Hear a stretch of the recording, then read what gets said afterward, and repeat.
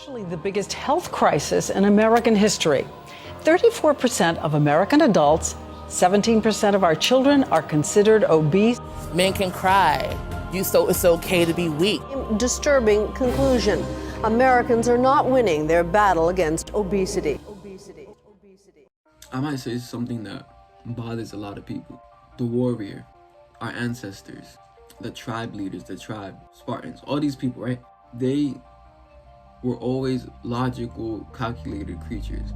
And why am I bringing this point up? I'm bringing this point up because oftentimes in Western society, and in other places as well, we see men now more than ever being urged to embrace their emotions, show their weaknesses. Life's too short to exercise. I'm just gonna be honest. There are so many better things to do than exercise. It's okay to be weak, it's okay to be soft. What about men's mental health? And this, that, and the third, you don't care about guys' mental health. We're trying to be tough and we're trying to do this all the time and not crying and all that stuff like that. I felt like, all right, let me explain. Men's mental health is not improved by showing your weaknesses, by being weak, by being soft. As a matter of fact, I feel like that's what makes it worse. I was watching a podcast with David Goggins and Joe Rogan, right? How'd you become that guy? You know what? I grew up not that guy. They see me now as the guy that with his shirt off run 205 miles in 39 hours, who can do all this crazy. But what they don't understand is they don't understand the journey that it took me to get to this point. I was that guy who ran away from absolutely everything. The real me was like this very scared, insecure, stuttering. It's a fascinating journey though, because you are that guy now. Right. I mean, you genuinely are a legit badass. Why am I bringing him up?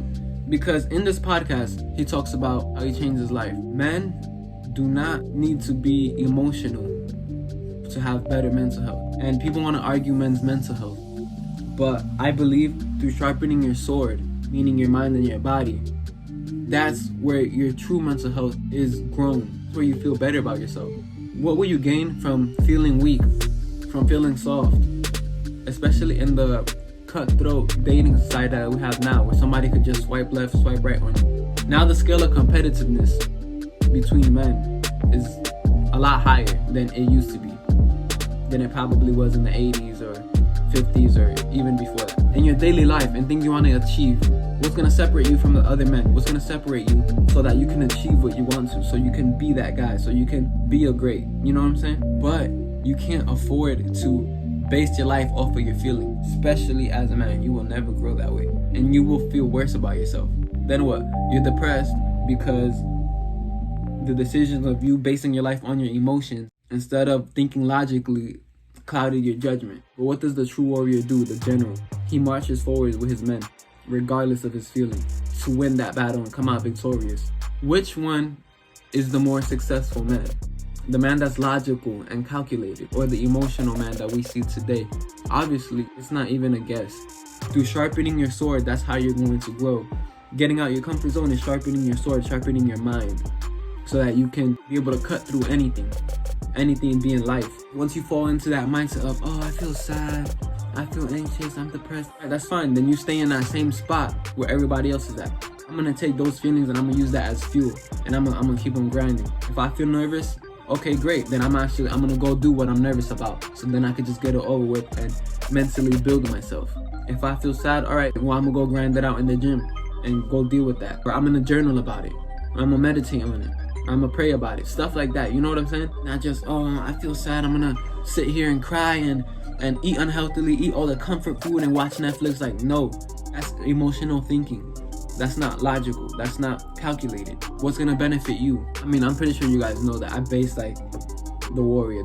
That's what I talk about. I love studying stuff like that. Like, I'm a history nerd, especially when it comes to warfare, right? Think about it, bro. Imagine being a warrior in those times, a samurai warrior. You have to go into battle. Do you think they felt like taking another person's life? You think they felt like going into battle knowing that they might die right then and there, with fear in their mind, probably the kids back home waiting for them, their wife, their house, losing all that against somebody that they don't probably even know and have nothing against?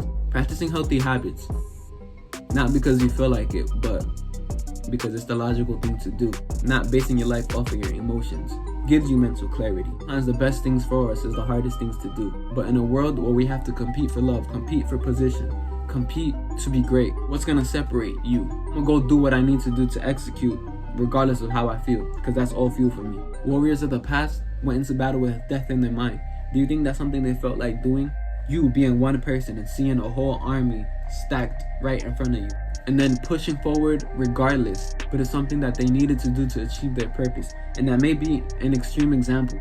Be the warrior that goes straight into war, and the war meaning life and its hardships. No, is it not beautiful when you see a man accomplish what he said he was set out to do, his purpose, at the greatest level? Why do you think Michael Jordan is admired? Why do you think Ali is admired?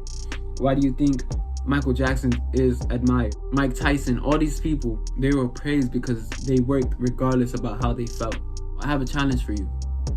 When you know you have to do something, right? Let's say it's 9 in the morning and you know it's time for you to go to the gym and you're not feeling it. Use that as fuel to prove that you're not weak, to prove that you are a warrior and that you can execute regardless of how you feel. When I say men shouldn't be emotional, I don't mean emotionless, I don't mean heartless, I don't mean cold. I mean that you should know when to love and when to execute. That's pretty much it. I kind of spoke philosophically. Sorry, it was a little bit, it might have been a bit too much, but my love, I hope I didn't offend anybody. I wasn't trying to be controversial or anything. Well, maybe a little bit. But yeah, my love, like, subscribe, share. By liking, you do a great favor for people that need this video and can't come across it. You know, somebody that was like me in the past, in their deep spot, their lowest point, might need something like this, you know? So I appreciate the support and peace.